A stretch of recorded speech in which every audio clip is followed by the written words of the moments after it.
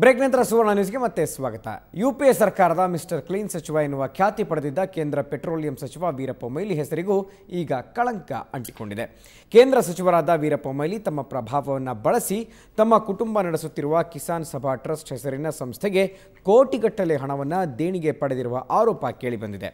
ಕಿಸಾನ್ ಸಭಾ ಟ್ರಸ್ಟ್ಗೆ ವೀರಪ್ಪ ಮೊಯ್ಲಿ ಪುತ್ರ ಹರ್ಷ ಮೊಯ್ಲಿ, ಪುತ್ರಿ ಸುಷ್ಮಾ ಮತ್ತು ಪತ್ನಿ ಮಾಲತಿ ಮೊಯ್ಲಿ ಹಾಗೂ ಖುದ್ದು ವೀರಪ್ಪ ಮೊಯ್ಲಿ ಟ್ರಸ್ಟಿಗಳಾಗಿದ್ದಾರೆ. ಈ ಟ್ರಸ್ಟ್ ಕಾರ್ಕಳ ಮತ್ತು ಚಿಕ್ಕಬಳ್ಳಾಪುರದಲ್ಲಿ ಅನೇಕ ಶಿಕ್ಷಣ ಸಂಸ್ಥೆಗಳನ್ನು ನಡೆಸ್ತಾ ಇದೆ.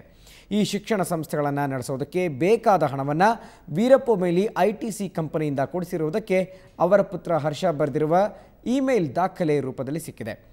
ಇದನ್ನು ದಿಲ್ಲಿ ಮೂಲದ ದಿ ಪಯೋನಿಯರ್ ಪತ್ರಿಕೆ ಮುಖಪುಟದಲ್ಲಿ ಸುದ್ದಿಯನ್ನು ಪ್ರಕಟಿಸಿದೆ.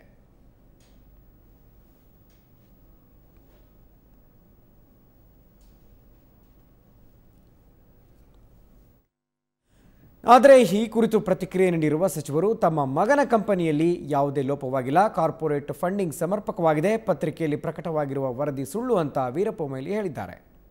I think my son must have already reacted on that. The Kisan Sabha Trust is running a school exclusively for dropouts. That is financed by only under the corporate social responsibility. Many of the companies, they give the donation and it is received. There is nothing strange, there is no scam, nothing like that. I see. And what about that Reliance advisor to his other company that he has, I think he will give the reply. That report which has appeared.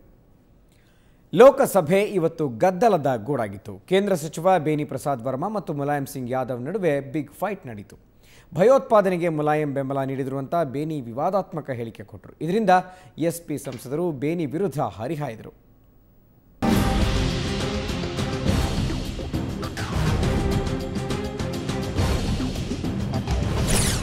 ಲೋಕಸಭೆಯಲ್ಲಿ big fight, ಭಯೋತ್ಪಾದನೆಗೆ ಮುಲಾಯಂ ಬೆಂಬಲ, ಮುಲಾಯಂ ವಿರುದ್ಧ ಬೇನಿ ಪ್ರಸಾದ್ ವಾಗ್ದಾಳಿ, ಬೇನಿ ಕ್ಷಮೆಯಾಚನೆಗೆ SP ಸಂಸದರ ಪಟ್ಟು. ಲೋಕಸಭೆಯಲ್ಲಿ ಇವತ್ತು ಒಂದು ಬಿಗ್ ಫೈಟ್ ನಡೆಯಿತು. ಸಮಾಜವಾದಿ ಪಕ್ಷದ ಮುಖ್ಯಸ್ಥ ಮುಲಾಯಂ ಸಿಂಗ್ ಮತ್ತು ಕೇಂದ್ರ ಸಚಿವ ಬೇನಿ ಪ್ರಸಾದ್ ವರ್ಮಾ ನಡುವೆ ಭಾರೀ ವಾಗ್ವಾದ ನಡೆಯಿತು. ಲೋಕಸಭೆ ಉದ್ದೇಶಿಸಿ ಮಾತನಾಡುತ್ತಿದ್ದ ಬೇನಿ ಪ್ರಸಾದ್ ಏಕಾಏಕಿ ಮುಲಾಯಂ ಸಿಂಗ್ ವಿರುದ್ಧ ಗುಡುಗಿದ್ರು. ಭಯೋತ್ಪಾದನೆಗೆ ಮುಲಾಯಂ ಸಿಂಗ್ ಬೆಂಬಲ ಇದೆ ಅಂತ ಹೇಳಿದ್ರು. ಇದರಿಂದ ಆಕ್ರೋಶಗೊಂಡ ಮುಲಾಯಂ ಸಿಂಗ್ ಬೇನಿ ಪ್ರಸಾದ್ ಮೇಲೆ ಹರಿಹಾಯ್ದ್ರು. ಮುಲಾಯಂಗೆ ಕೈ ಜೋಡಿಸಿದ ಎಸ್ಪಿ ಸಂಸದರು ಬೇನಿ ಕ್ಷಮೆ ಕೇಳಬೇಕು ಅಂತ ಒತ್ತಾಯಿಸಿದ್ರು. ಈ ವೇಳೆ ಲೋಕಸಭೆ ಗದ್ದಲದ ಗೂಡಾಯಿತು.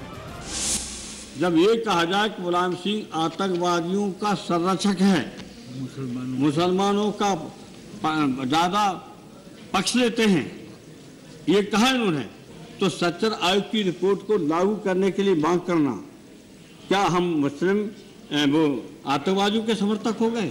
क्या मुसलमान पूरा हिंदुस्तान का आतंकवादी है? ಆದರೆ ಎಸ್ಪಿ ಸಂಸದರ ಆಗ್ರಹಕ್ಕೆ ಬೇನಿ ಪ್ರಸಾದ್ ಮಣಿಯಲೇ ಇಲ್ಲ. ಭಯೋತ್ಪಾದನೆಗೆ ಜಾತಿ ಬಣ್ಣವಿಲ್ಲ, ಬಾಬ್ರಿ ಮಸೀದಿ ನೆಲಸಮ, ಗುಜರಾತ್ ಗೋಧ್ರೋತ್ತರ ಗಲಭೆಗಳು ಕೂಡ ಭಯೋತ್ಪಾದನೆಯೇ. ಇದಕ್ಕೆ ಯಾರ ಬೆಂಬಲವಿತ್ತು ಅನ್ನೋದು ಎಲ್ರಿಗೂ ಗೊತ್ತಿರುವ ಸಂಗತಿ. ಯಾವುದೇ ಕಾರಣಕ್ಕೂ ಕ್ಷಮೆ ಕೇಳುವ ಪ್ರಶ್ನೆಯೇ ಇಲ್ಲ ಅಂತ ಬೇನಿ ಪ್ರಸಾದ್ ವರ್ಮಾ ಕಡ್ಡಿ ಮುರಿದಂತೆ ಹೇಳಿದ್ರು. बाबरी मस्जिद के दोषी कल्याण सिंह से हाथ किसने मिलाया? और गोधा कांड के बाद मुसलमान कह के समाजवादी पार्टी गुजरात में चुनाव लड़ी मोदी को जिताने के लिए. आतंकवादी न हिंदू होता है न मुसलमान, ये आतंकवादियों के संरक्षक हैं. ಈ ನಡುವೆ ಸಮ್ಮತಿ ಸೆಕ್ಸ್ ವಯೋಮಿತಿ 16ಕ್ಕೆ ಇಳಿಕೆ ವಿಚಾರದಲ್ಲಿ ವಿಪಕ್ಷಗಳ ತೀವ್ರ ವಿರೋಧಕ್ಕೆ ಕೇಂದ್ರ ಸರ್ಕಾರ ಮಣಿದಿದೆ. ಮೂಲಗಳ ಪ್ರಕಾರ ಸರ್ಕಾರ ಸಮ್ಮತಿ ಸೆಕ್ಸ್ ವಯೋಮಿತಿಯನ್ನ 18ಕ್ಕೆ ಮುಂದುವರಿಸಲು ಒಪ್ಪಿಗೆ ನೀಡಿದೆ ಎನ್ನಲಾಗಿದೆ. ಈ ಸಂಬಂಧ ಚರ್ಚಿಸಲು ಇವತ್ತು ಪ್ರಧಾನಿ ಅಧ್ಯಕ್ಷತೆಯಲ್ಲಿ ಸರ್ವಪಕ್ಷ ಸಭೆ ನಡೆಯಿತು. ಆದರೆ ಸಭೆಯಲ್ಲಿ ಒಮ್ಮತ ಮೂಡದ ಹಿನ್ನೆಲೆಯಲ್ಲಿ ನಾಳೆ ಮತ್ತೊಂದು ಸುತ್ತಿನ ಸಭೆ ನಡೆಸಿ ಈ ನಿರ್ಧಾರಕ್ಕೆ ಬರಲಾಗಿದೆ. ಅಷ್ಟೇ ಅಲ್ಲ, ಅತ್ಯಾಚಾರ ತಡೆ ಕಾಯ್ದೆ ಮಸೂದೆಯನ್ನ ನಾಳೆ ಲೋಕಸಭೆಯಲ್ಲಿ ಮಂಡಿಸುವ ಸಾಧ್ಯತೆ ಇದೆ. ಬ್ಯೂರೋ ರಿಪೋರ್ಟ್, ಸುವರ್ಣ ನ್ಯೂಸ್. ನಟ ದುನಿಯಾ ವಿಜಯ್ ತನ್ನ ಪತ್ನಿಯಿಂದ ಡಿವೋರ್ಸ್ ಕೋರಿ ಸಲ್ಲಿಸಿದ್ದ ಪ್ರಕರಣ ಇಂದು ವಿಚಾರಣೆಗೆ ಬಂದಿತ್ತು. ನಟ ವಿಜಯ್ ಸಂಧಾನಕಾರರ ಮುಂದೆ ಹಾಜರಾಗಿದ್ದರು. ಸುಮಾರು 2 ಗಂಟೆಗಳ ಕಾಲ ಏಕಪಕ್ಷೀಯ ಸಂಧಾನ ಮಾತುಕತೆ ನಡೆಯಿತು. ಅದರ ಫುಲ್ ಡೀಟೇಲ್ಸ್ ಇಲ್ಲಿದೆ. ದುನಿಯಾ ವಿಜಯ್ ಡಿವೋರ್ಸ್ ಪ್ರಕರಣ 2 ಗಂಟೆ ಕಾಲ ವಿಜಿಗೆ ಕೌನ್ಸಿಲಿಂಗ್. ಗುರುವಾರ ಮತ್ತೊಮ್ಮೆ ಮಾತುಕತೆ. ದುನಿಯಾ ವಿಜಯ್ ಡಿವೋರ್ಸ್ ಪ್ರಕರಣಕ್ಕೆ ಸಂಬಂಧಿಸಿದಂತೆ ಇವತ್ತು 2ನೇ ಸುತ್ತಿನ ಕೌನ್ಸಿಲಿಂಗ್ ನಡೆಯಿತು. ಸಂಧಾನಕಾರರಾದ ಶೋಭಾ ಪಾಟೀಲ್ ಮುಂದೆ ನಟ ವಿಜಯ್ ಹಾಜರಾಗಿದ್ದರು. ಸುಮಾರು 2 ಗಂಟೆ ಕಾಲ ವಿಜಿಗೆ ಕೌನ್ಸಿಲಿಂಗ್ ಮಾಡಲಾಯಿತು. ಈ ವೇಳೆ ವಿಜಿ ತನ್ನ ಪತ್ನಿ ವಿರುದ್ಧ ಭಾರೀ ಆರೋಪಗಳನ್ನೇ ಮಾಡಿದ್ದಾರೆ.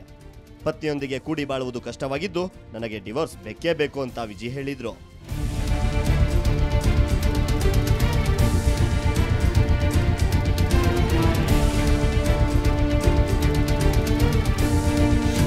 ಆದರೆ ಸಂಧಾನ ಕಸರತ್ತು ನಿಲ್ಲಿಸದ ಮಧ್ಯಸ್ಥಗಾರರು ಗುರುವಾರ ಮತ್ತೊಂದು ಸುತ್ತಿನ ಮಾತುಕತೆಗೆ ವಿಜಯನ್ನ ಕರೆದಿದ್ದಾರೆ.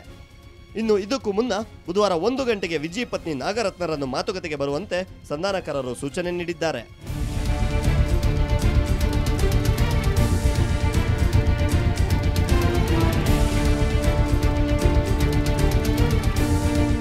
ಮುಂದಿನ ಬುಧವಾರ ಮತ್ತು ಗುರುವಾರದ ಮಾತುಕತೆಯ ಬಳಿಕ ಇಬ್ಬರಲ್ಲೂ ಒಮ್ಮತ ಮೂಡದಿದ್ರೆ ಡಿವೋರ್ಸ್ ಅರ್ಜಿ ಮತ್ತೆ ಕೌಟುಂಬಿಕ ಕೋರ್ಟ್ನಲ್ಲಿ ವಿಚಾರಣೆ ನಡೆಯಲಿದೆ. ಬೆಂಗಳೂರಿನಿಂದ ಮಾರುತಿ ಪಾವಗಡ, ಸುವರ್ಣ ನ್ಯೂಸ್.